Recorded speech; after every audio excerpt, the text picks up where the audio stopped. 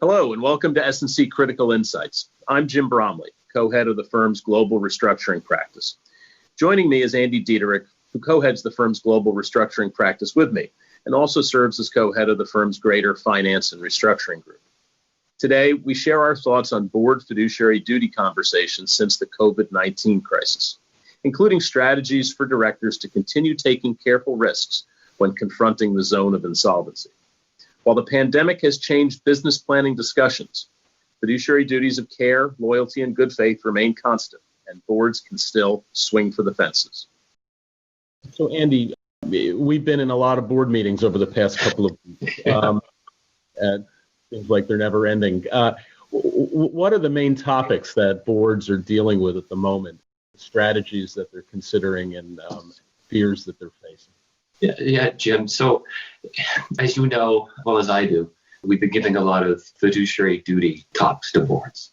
To a lot of boards that didn't think they ever would have to hear the insolvency fiduciary duty talk.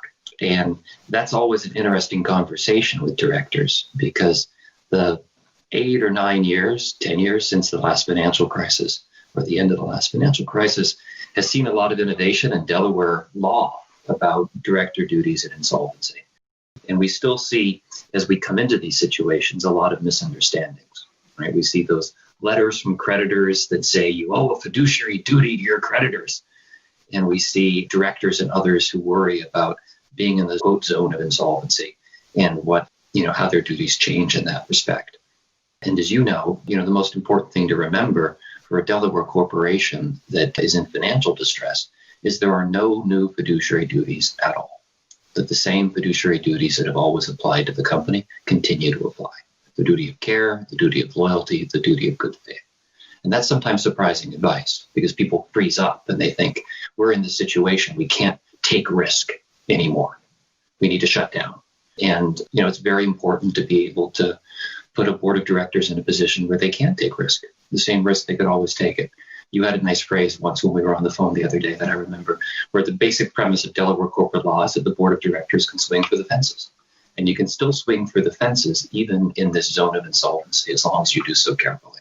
So we like to talk not so much about a zone of insolvency as kind of building a zone of safety, so the board can take the risks that are actually necessary to take to save a business. Because a company that is frozen up is not a company that's going to be able to stay out of Chapter 11, ironically. Of course, there are important differences in the zone of when you're near insolvency for the fiduciary duties. They're not in the substance of the duties themselves, but they're in two questions about how they get enforced. So under Delaware law, if a corporation is actually balance sheet insolvent, then the creditors can bring a derivative action instead of the stockholders. The same derivative action, the same standard, duties to the enterprise, but the creditors can bring the action rather than the stockholders. And the second thing, of course, is that if Chapter 11 ever happens, the fiduciary duty action belongs to the corporation. And that could be brought by creditors, could be brought by the estate, could end up someday in a litigation trust against the directors. And so it's very important to follow the same best practices that we do for corporate governance for solvent companies and insolvency, just to make sure that we build the best defense. But we start with fiduciary duties, as always. But the message, and this is the most important thing, the message is you can indeed take risk as long as you are thinking about the downside and have a safety net or a contingency plan that's also part of your corporate planning. So there's discussions about how your business is reacting to COVID from a liquidity perspective, business planning discussions about how much liquidity you need and trying to do the impossible and predict your operating cash flow. Then there's discussions with your revolving lenders, your other sources of liquidity among your creditors, that then determine some kind of what we call a ready date, right? Or a date by which you may have to exercise some kind of court protection.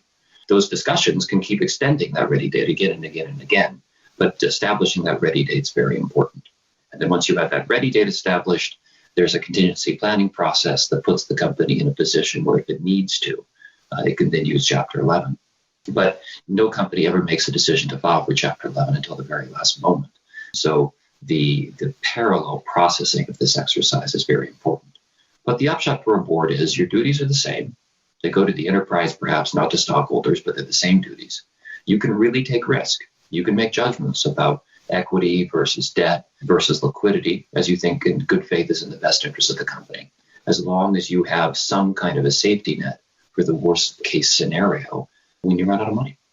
Yeah, I often find that what you're dealing with almost more than the finances is the psychology of the company and the management and the board, accepting that there's issues, right? It's like the 5 stages of grief.